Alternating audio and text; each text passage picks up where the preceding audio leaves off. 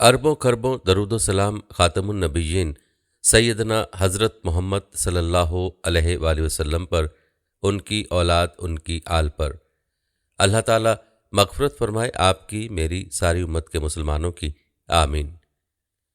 बिस्मिल्लाहिर्रहमानिर्रहीम। अस्सलामु अलैकुम। नाज़रीन, अहादीस की रोशनी में ग़ज़वा हिंद की असल हकीकत क्या है? ग़ज़वा हिंद एक ऐसा मौजू है कि जिसके हवाले से मुख्तलिफ अफ़कार पाए जाते हैं। बाज़ मुफ़क्किरीन के नज़दीक ये ग़ज़वा माज़ी में हो चुका है और बाज़ इसको क़यामत के नज़दीक बताते हैं।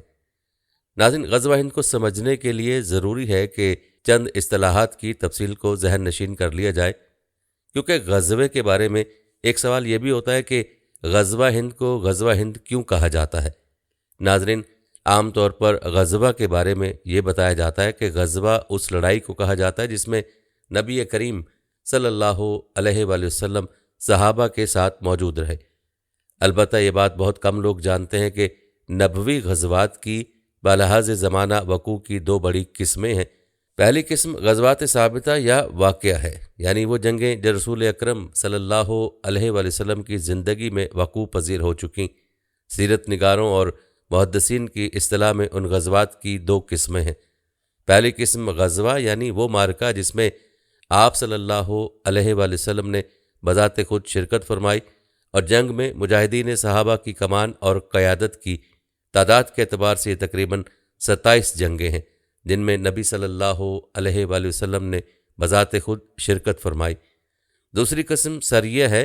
मुहद्दिसीन और सीरत निगारों की इस्तिलाह में वो जहादी मुहिम्मात जिनमें आप सल्लल्लाहु अलैहि वसल्लम ने बज़ात खुद शिरकत नहीं फरमाई बल्कि किसी सहाबी को क़यादत के लिए मुतय्यन फरमाया, सरिया कहलाती हैं। और कुतुब हदीस व सीरत में इन ग़ज़वात व सराया नबविया के तफसीली हालात का तज़किरा मौजूद है। ज़मानी तक़सीम के लिहाज से दोनों किस्में ग़ज़वात वाक़या के ज़ेल में आती हैं। ग़ज़वात की दूसरी किस्म ग़ज़वात मऊदा है।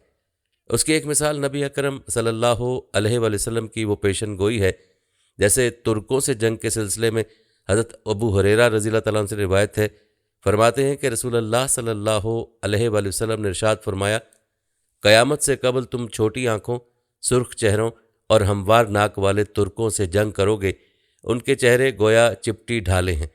नाज़रीन, ग़ज़वात मऊदा की एक और मिसाल फ़तह कुस्तुनतुनिया की नबवी पेशन गोई है। सैयदना अबू हुरैरा रज़ियल्लाहु तआला अन्हु नकल करते हैं कि रसूलुल्लाह सल्लल्लाहु अलैहि वसल्लम ने इरशाद फरमाया, क़यामत से कबल ये वाक़या ज़रूर पेश आएगा कि अहले रूम आमाक या दाबक के करीब उतरेंगे तो उनसे जहाद के लिए रूए ज़मीन पर उस वक्त के बेहतरीन लोगों पर मुश्तमिल एक लश्कर मदीना मुनव्वरा से निकलेगा। जंग के लिए सफ़ बंदी के बाद रूमी कहेंगे, हमारे मुकाबले के लिए उन लोगों को ज़रा आगे आने दीजिए जो हमारी सफ़ों से आपके हाथों कैदी बने और मुसलमान होकर आपसे जा मिले हैं, हम उनसे खूब निमट लेंगे। मुसलमान जवाबन उनसे कहेंगे, बाखुदा हम अपने भाइयों को आपके साथ इस लड़ाई में अकेले नहीं छोड़ सकते। उसके बाद जंग होगी जिसमें 1/3 मुसलमान शिकस्त खुर्दा होकर पीछे हट जाएंगे। अल्लाह ताला ऐसे लोगों की तौबा हरगिज़ कबूल नहीं फरमाएगा। 1/3 लड़कर शहादत का दर्जा हासिल करेंगे। ये लोग अल्लाह ताला के यहाँ अफजल तरीन शहदा का मकाम पाएंगे। बाकी 1/3 मुसलमानों को अल्लाह ताला फ़तह से हमकनार फरमाएंगे। उनको आइंदा किसी आजमाइश से दो चार नहीं किया जाएगा। यही लोग कुस्तुनतुनिया को फ़तह करेंगे। इस ज़िम्न में एक दिलचस्प वाक़या हज़रत उमर रहमतुल्लाह अलैह बिन अब्दुल अज़ीज़ के चचाज़ाद बरादर निस्बती और मशहूर ताबी कमांडर हज़रत मुसलमा बिन अब्दुल मुल्क बिन मरवान के बारे में कुतुब हदीस व तारीख़ में नकल हुआ है। कुस्तुनतुनिया का शहर ज़रूर फ़तह होगा। इस फ़ातिहाना मुहिम का अमीर लश्कर बेहतरीन अमीर और लश्कर मुजाहिदीन बेहतरीन लश्कर होगा। रिवायत बताती हैं कि हदीस हज़रत मुसलमा बिन अब्दुल मुल्क के इल्म में आई तो उन्होंने इसके रावी हज़रत अब्दुल्ला बिन बशीर को बुलवा भेजा। हज़रत अब्दुल्ला फरमाते हैं कि जब मैं उनसे मिला तो उन्होंने मुझसे इस हदीस के मुतालिक पूछा तो मैंने उसकी तस्दीक करते हुए उनको यह हदीस सुनाई। चुनाचे उन्होंने मुझसे यह हदीस सुनने के बाद कुस्तुनतुनिया पर चढ़ाई का फ़ैसला किया। नाज़रीन, आपने मुलाहज़ा किया कि ग़ज़वा का मफ़हूम सिर्फ वही नहीं है जो आम लोगों के जहन में है, बल्कि इसकी अक़साम भी हैं जो बयान की गई हैं। और मालूम हुआ कि ग़ज़वा सिर्फ वही नहीं जिसमें आप सल्लल्लाहु अलैहि वसल्लम की ज़ात गिरामी शामिल होगी, बल्कि इसके अलावा भी ये इस्तिलाह इस्तेमाल हो सकती है। नाज़रीन, चलिए अब ग़ज़वा हिंद के मुतल्लिक نبی کریم صلی اللہ علیہ وسلم کی روایت آپ کو بتاتے ہیں۔ احادیث غزوہ ہند میں امام بہقی رحمۃ اللہ علیہ نے حضرت ابو ہریرہ رضی اللہ تعالیٰ عنہ کی جو روایت نقل کی ہے، اس میں حضرت امام ابو اسحاق فزاری کا قول ذکر کیا ہے کہ جب انہوں نے یہ حدیث سنی تو ابن داؤد سے اپنی اس خواہش کا اظہار کیا، کاش کہ مجھے رومیوں کے ساتھ جنگ و جہاد میں گزری ساری عمر کے بدلے میں ہندوستان کے خلاف نبوی پیشن گوئی کے مطابق جہادی مہم میں حصہ لینے کا موقع مل جاتا۔ ناظرین، امام ابو اسحاق فزاری رحمۃ اللہ علیہ کی اس تمنا کے پیش نظر ان کی عظمت کا اندازہ ان کے مناقب میں حضرت فضیل بن ایاز رحمۃ اللہ علیہ کے اس خواب سے لگایا جا سکتا ہے جو امام ذہبی نے یوں نقل کیا ہے۔ انہوں نے خواب میں دیکھا نبی صلی اللہ علیہ وآلہ وسلم کی مجلس لگی ہوئی ہے اور آپ کے پہلو میں ایک نشست خالی ہے، تو میں نے ایسے موقع کو نادر اور غنیمت سمجھتے ہوئے اس پر بیٹھنے کی کوشش کی تو نبی صلی اللہ علیہ وآلہ وسلم نے یہ کہتے ہوئے منع فرمایا کہ یہ نشست خالی نہیں بلکہ ابو اسحاق فزاری کے لیے مخصوص ہے۔ ناظرین، اب خود ہی غزوہ ہند کی فضیلت کا اندازہ لگا لیں کہ اس غزوہ کی فضیلت کتنی زیادہ ہے کہ اللہ والوں نے اس غزوہ میں شرکت کی تمنا کی ہے۔ ناظرین، یاد رکھیں، غزوہ ہند نبی صلی اللہ علیہ وسلم کی پیش گوئیوں میں ان غزوات معودہ کے ذیل میں آتا ہے جن کی فضیلت کے متعلق نبی کریم صلی اللہ علیہ وسلم سے متعدد احادیث مروی ہیں۔ اہل علم و فضل ان احادیث کا تذکرہ اپنی تقریروں اور تحریروں میں ضرور کرتے رہتے ہیں، لیکن عام طور پر کسی حوالے کے بغیر یہ ذکر ہوتا ہے۔ البتہ ہم نے کافی ریسرچ کے بعد اور مختلف کتب حدیث سے غزوہ ہند کے متعلق احادیث کو جمع کیا ہے، ان کو صحت و ضعف کے لحاظ سے ترتیب دیا اور ان سے ملنے والے اشارات و حقائق اور پیشین گوئیوں کو نکالا ہے تاکہ ہم اپنے ناظرین کے سامنے غزوہ ہند کی حقیقت کو بیان کر سکیں۔ ناظرین، ہماری ریسرچ اور معلومات کے مطابق ایسی احادیث نبوی کی تعداد 5 ہے جن کے راوی جلیل القدر صحابہ کرام حضرت ابو ہریرہ جن سے 2 حدیثیں مروی ہیں، حضرت ثوبان اور حضرت ابی بن کعب رضی اللہ عنہم اجمعین، اور تبع تابعین میں سے حضرت صفوان بن عمرو رحمۃ اللہ علیہ ہیں۔ ہم ان سب احادیث کو ذکر کریں گے، پھر ان کی تفصیل بھی ان کتب حدیث اور محدثین کے حوالے سے کریں گے جنہوں نے ان کا تذکرہ کیا ہے۔ اس کے بعد ان سے خاص شدہ شرعی احکام، فوائد اور دروس کا بیان کریں گے، لہٰذا آپ نے مکمل توجہ کے ساتھ ان احادیث اور ان کی تشریح کو ملاحظہ کرنا ہے تاکہ آپ غزوہ ہند کے بارے میں احادیث کی روشنی میں حقائق جان سکیں۔ ناظرین، سب سے پہلی حدیث حضرت ابو ہریرہ رضی اللہ تعالیٰ عنہ سے مروی ہے جس کے الفاظ یہ ہیں: میرے جگری دوست رسول اللہ صلی اللہ علیہ وسلم نے مجھ سے بیان کیا کہ اس امت میں سندھ و ہند کی طرف لشکروں کی روانگی ہوگی۔ اگر مجھے ایسی کسی مہم میں شرکت کا موقع ملا اور میں اس میں شریک ہو کر شہید ہو گیا تو ٹھیک، اگر غازی بن کر واپس لوٹ آیا تو میں ایک آزاد ابو ہریرہ ہوں گا جسے اللہ تعالیٰ نے جہنم کی آگ سے آزاد کر دیا ہوگا۔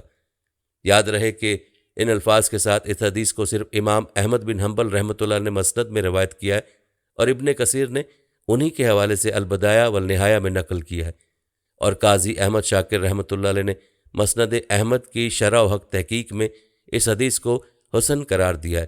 امام نسائی نے اسی حدیث کو اپنی کتاب السنن المجتبیٰ اور السنن الکبریٰ دونوں میں مندرجہ ذیل الفاظ کے ساتھ روایت کیا ہے۔ نبی کریم صلی اللہ علیہ وسلم نے ہم سے غزوہ ہند کا وعدہ فرمایا۔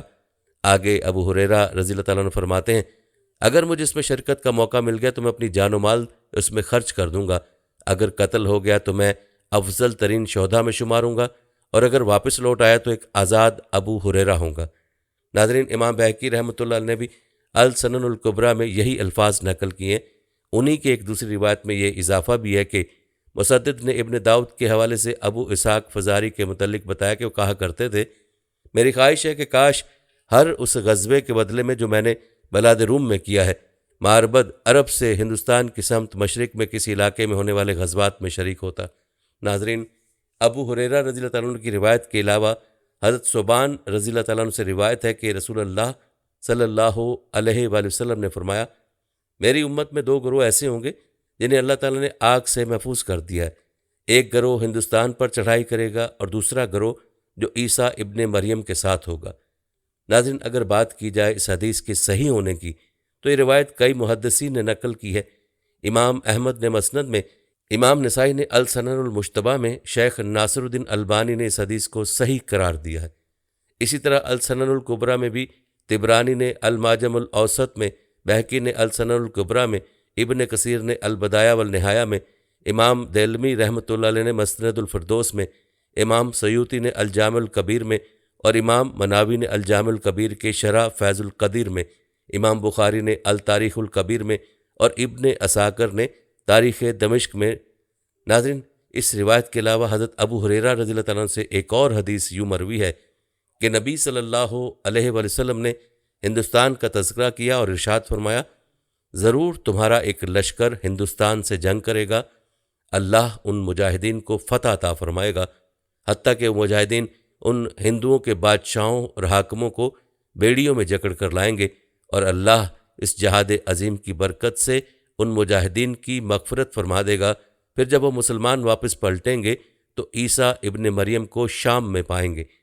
حضرت ابو ہریرہ نے فرمایا، اگر میں نے وہ غزوہ پایا تو اپنا نیا اور پرانا سب مال بیچ دوں گا اور اس میں شرکت کروں گا۔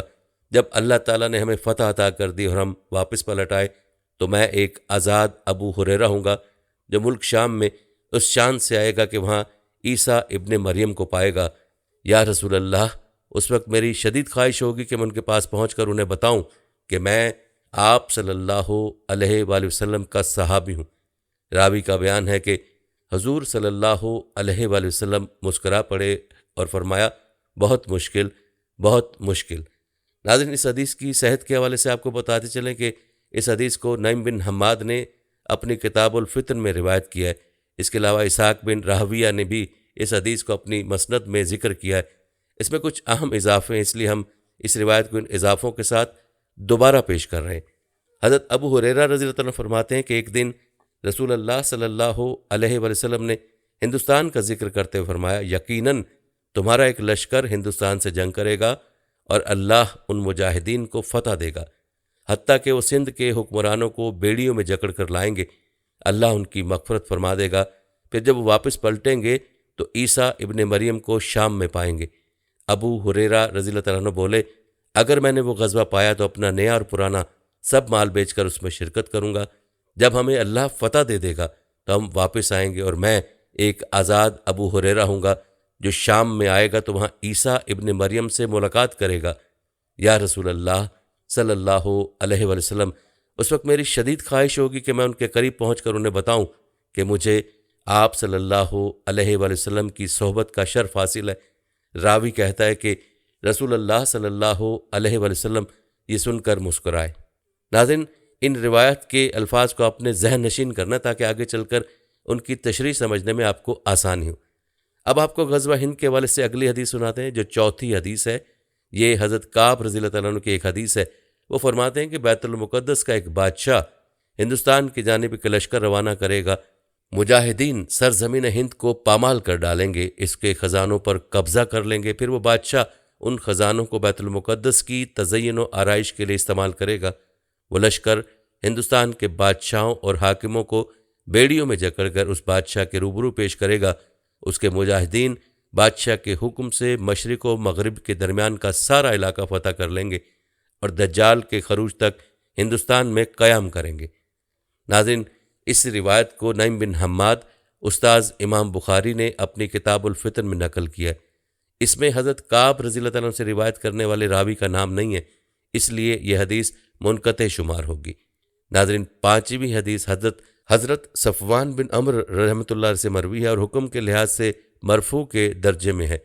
کہتے ہیں کہ انہیں کچھ لوگوں نے بتایا کہ نبی صلی اللہ علیہ وآلہ وسلم نے فرمایا، میری امت کے کچھ لوگ ہندوستان سے جنگ کریں گے، اللہ تعالیٰ ان کو فتح عطا فرمائے گا، حتیٰ کہ وہ ہندوستان کے بادشاہوں اور حاکموں کو بیڑیوں میں جکڑے ہوئے پائیں گے، اللہ ان مجاہدین کی مغفرت فرمائے گا۔ جب وہ شام کی طرف پلٹیں گے تو عیسیٰ ابن مریم کو وہاں موجود پائیں گے۔ اس حدیث کو بھی امام نعیم بن حماد نے الفتن میں روایت کیا ہے۔ ناظرین، آپ نے غزوہ سندھ و ہند سے متعلق جملہ احادیث ملاحظہ کی ہیں۔ اب ہم ان احادیث مبارکہ کے معنی و مفہوم، اشارات و دروس کے بارے میں آپ کو بتاتے ہیں۔ ناظرین، بیان کی گئی پانچوں احادیث میں سچی پیش گوئیاں، بلند علمی نکات اور بہت سے اہم ماضی و مستقبل کے حوالے سے واضح اشارات موجود ہیں، جن میں عام مسلمانوں کے لیے بالعموم اور بر صغیر کے مسلمانوں کے لیے بالخصوص خوشخبریاں اور بشارتیں پائی جاتی ہیں۔ لیکن بشارتوں اور خوشخبریوں کی حلاوت اور لذت کو وہی لوگ پوری طرح محسوس کر سکتے ہیں جنہیں اللہ نے کسی نہ کسی انداز سے اس مبارک غزوہ میں شریک ہونے کی سعادت بخشی ہے۔ ان حدیث سے ملنے والے دروس اور تمام اشارات و نکات کا بالترتیب ذکر کرتے ہیں جو انہی احادیث کا حاصل ہے۔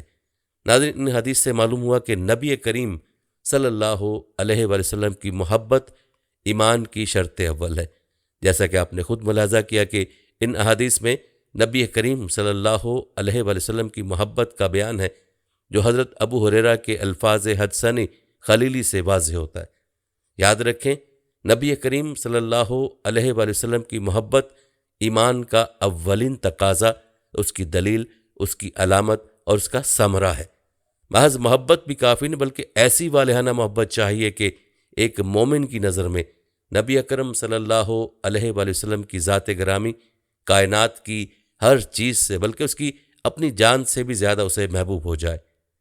یہی بات حضرت انس رضی اللہ تعالیٰ عنہ کی حدیث میں وارد ہوا ہے، جس میں آپ صلی اللہ علیہ وآلہ وسلم نے فرمایا، تم میں سے کوئی شخص اس وقت تک مومن نہیں ہو سکتا جب تک کہ میں اسے اس کے ماں باپ، اولاد اور تمام لوگوں سے زیادہ محبوب اور پیارا نہ ہو جاؤں۔ اسی طرح عبداللہ بن حشام رضی اللہ تعالیٰ عنہ سے روایت ہے کہ ہم ایک موقع پر حضور صلی اللہ علیہ وآلہ وسلم کے ساتھ تھے۔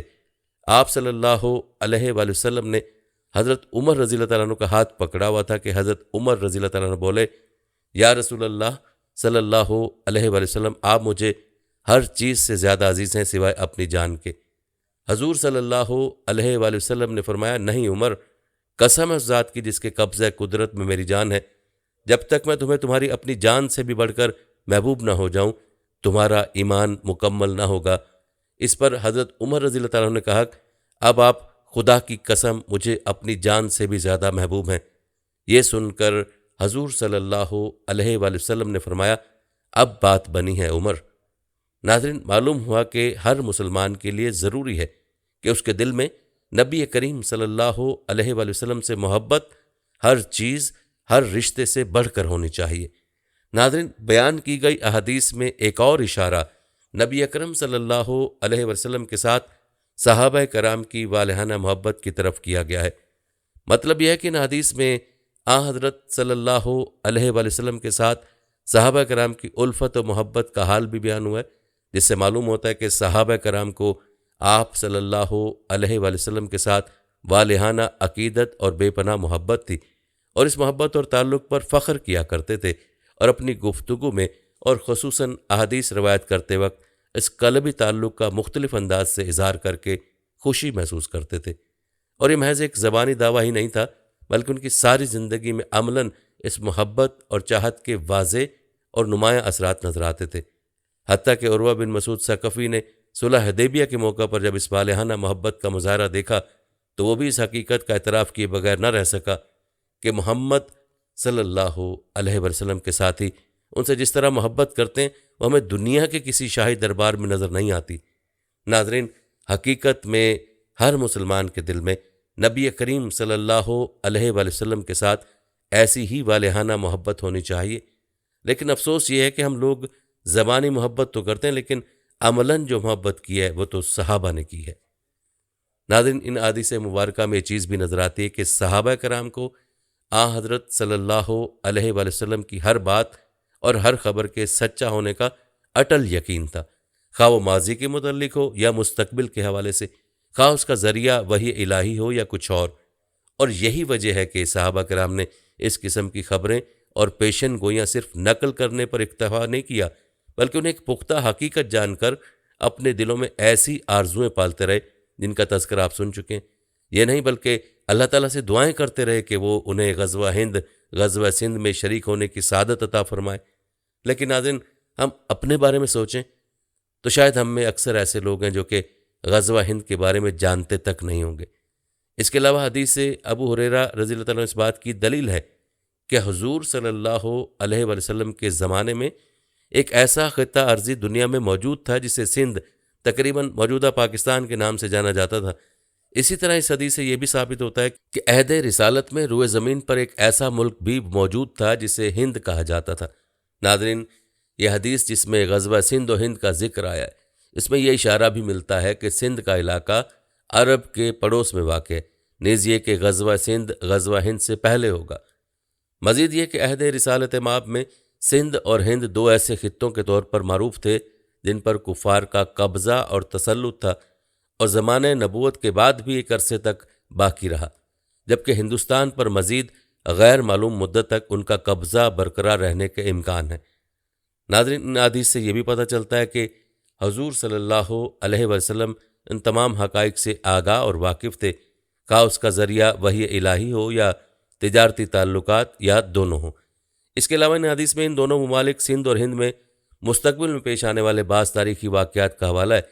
اس کے ساتھ یہ اشارہ بھی موجود ہے کہ نبی صلی اللہ علیہ وسلم کے بعد کے زمانے میں مسلمان ان ممالک یعنی سندھ و ہند سے جنگ کریں گے۔ ناظرین، سندھ اور ہند کی طرف ایک اسلامی لشکر کی روانگی اور جہاد اور پھر کامل فتح کی بشارت کی شکل میں ان احادیث میں مستقبل بعید کی خبر اور پیش گوئی بھی موجود ہے۔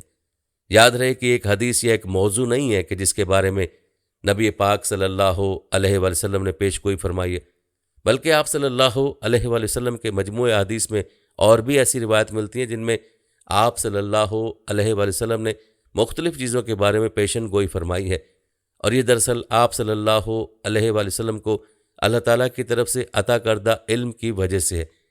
ناظرین، اگر غور کریں تو مخبر صادق کی پیش گوئی آج ایک حقیقت بن چکی ہے۔ خلافت راشدہ اور پھر خلافت امویہ اور عباسیہ کے ادوار میں غزوہ ہند کی شروعات ہوئی، اور پھر ہندوستان پر انگریزی راج کے دوران بھی یہ جہاد جاری رہا، اور آج تقسیم ہند کے بعد بھی جاری ہے، اور انشاءاللہ اس وقت تک جاری رہے گا جب تک کہ مجاہدین سرزمین ہند سے کفار کا قبضہ و تسلط ختم کر کے ان کے بادشاہوں اور حاکموں کو بیڑیوں میں جکڑ کر خلیفۃ المسلمین کے سامنے نہ لے آئیں۔ ان میں سے بعض واقعات کا حدیث نبوی کے مطابق پیش آ جانا حضرت محمد صلی اللہ علیہ وآلہ وسلم کی نبوت کی صداقت کی دلیل ہے۔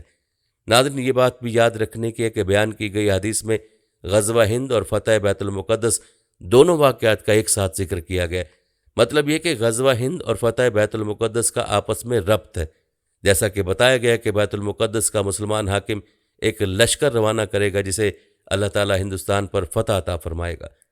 یہاں یہ بات بھی سامنے آتی ہے کہ ان روایات میں پوری امت مسلمہ کے لیے بیت المقدس کی آزادی اور مسجد اقصیٰ کی بازیابی کی بشارت عظمیٰ بھی ہے، اور یہ پیش گوئی بھی موجود ہے کہ اس غزوے کے دوران مجاہدین ہند اور مجاہدین فلسطین کے مابین زبردست رابطہ اور باہمی تعاون موجود ہوگا۔ اس سے یہ حقیقت از خود واضح ہو جاتی ہے کہ ہندوستان کے بت پرست اور سرزمین معراج پر قابض یہودی عالم اسلام کے مشترک بدترین دشمن ہیں، انہیں ہندوستان اور فلسطین کے مسلم علاقوں سے بے دخل کرنا واجب ہے۔ ناظرین، ان احادیث میں غزوہ اور جہاد کو کسی خاص زمانے اور خاص وقت کے ساتھ مقید نہیں کیا گیا، جو اس بات کی دلیل ہے کہ جہاد آخر زمانے تک جاری رہے گا، حتیٰ کہ سیدنا عیسیٰ ابن مریم آسمانوں سے اتر کر دجال کو قتل کر دیں گے، اور یہ بھی معلوم ہوا کہ حضرت عیسیٰ علیہ السلام بھی جہاد فرمائیں گے۔ یہ بات صحیح حدیث سے ثابت ہے کہ دجال اعظم کے اکثر پیروکار یہودی ہوں گے، اور یہودیوں کا خاتمہ دجال کے ساتھ ہی اس جہاد میں ہوگا جو حضرت عیسیٰ علیہ السلام کے دور میں ہوگا۔ اس کے علاوہ یہ پانچوں احادیث اس بات پر واضح طور پر دلالت کر رہی ہیں کہ غزوہ ہندوستان میں جہاد صرف دفاع تک محدود نہیں ہوگا، بلکہ اس میں حملہ آوری اور پیش قدمی ہوگی، اور دارالکفر کے اندر گھس کر کفار سے جنگ کی جائے گی۔ غزوہ اور بعث کے دونوں الفاظ اس بات میں واضح طور پر استعمال ہوئے۔ یاد رہے کہ غزوہ کا لغوی مفہوم اقدامی جنگ ہے۔ جنگ دو طرح کی ہوتی ہے، اول دعوتی و تہذیبی جنگ، غزو فکری، دوم عسکری و فوجی جنگ، اور اسلام کی نظر میں دونوں طرح کی جنگ مطلوب ہے۔ یہ دونوں قسم کا جہاد پہلے بھی ہوا ہے اور اب بھی ہو رہا ہے اور ہوتا رہے گا۔ البتہ مذکورہ حدیث میں جس غزوہ اور جنگ کی پیش گوئی کی گئی ہے اس سے مراد عسکری اور فوجی جہاد ہے، واللہ العلم۔ ناظرین، آنے والے وقت کے آثار بتا رہے ہیں کہ جلد جنگی میدان سجنے کو ہے، ایک ایسا جنگی میدان جس میں پاکستان کلیدی کردار ادا کرے گا انشاءاللہ۔ بقول علامہ اقبال، اٹھ کے اب بزم جہاں کا اور ہی انداز ہے، مشرق و مغرب میں تیرے دور کا آغاز ہے۔ ناظرین، فلسطین میں غزہ اور حماس کی موجودہ لڑائی کی وجہ سے جو حالات ہیں وہ بھی پوری دنیا کے سامنے۔ غزہ کے نہتے مسلمانوں نے اسرائیل پر حملہ کر کے پوری دنیا کو حیران کر دیا، اور اس وقت غیر مسلم طاقتیں بوکھلاہٹ کا شکار ہیں، کیونکہ غزہ پر جو پابندیاں لگائی ہوئی ہیں ان کی وجہ سے غزہ کو دنیا کی جیل کہا جاتا ہے، اور ان پابندیوں کے باوجود بھی غزہ نے اسرائیل پر گزشتہ دنوں جو حملہ کیا ہے اس نے اسرائیل اور پوری دنیا کی طاقتوں کو حیران کر دیا ہے۔ دراصل یہ حملہ اللہ تعالیٰ کی مدد نصرت کی ایک جھلک ہے، اور انشاءاللہ آئندہ بھی اسی طرح ہوگا۔ اب حالات ایسے پیدا ہو رہے ہیں کہ اسلامی ممالک ضرور متحد ہوں گے، اور انشاءاللہ فتح مسلمانوں کا مقدر ہوگی۔ ناظرین، غزوہ ہند کے بارے میں آپ کی کیا رائے ہے؟ آپ نے کمنٹ میں لازمی بتانا ہے، اور جانے سے پہلے ویڈیو کو شیئر ضرور کیجیے گا۔ ہم امید کرتے ہیں کہ آپ کو ہماری آج کی ویڈیو ضرور پسند آئی ہوگی۔ اگر آپ کو ہماری آج کی ویڈیو پسند آئی ہے تو سب سے پہلے تو اس کو لائک کریں اور اپنی رائے کا اظہار کمنٹ سیکشن میں لازمی کریں۔ آخر میں آپ سے ایک بار پھر درخواست ہے کہ آپ ہمارے چینل کو ضرور سبسکرائب کر لیں، اور ساتھ ہی لگے گھنٹی کے بٹن کو بھی کلک کریں تاکہ آپ کے پاس ہمارے آنے والے مزید ویڈیوز کا نوٹیفیکیشن بر وقت ملتا رہے۔ اللہ تعالیٰ آپ کو اپنی حفظ و امان میں رکھے، آمین۔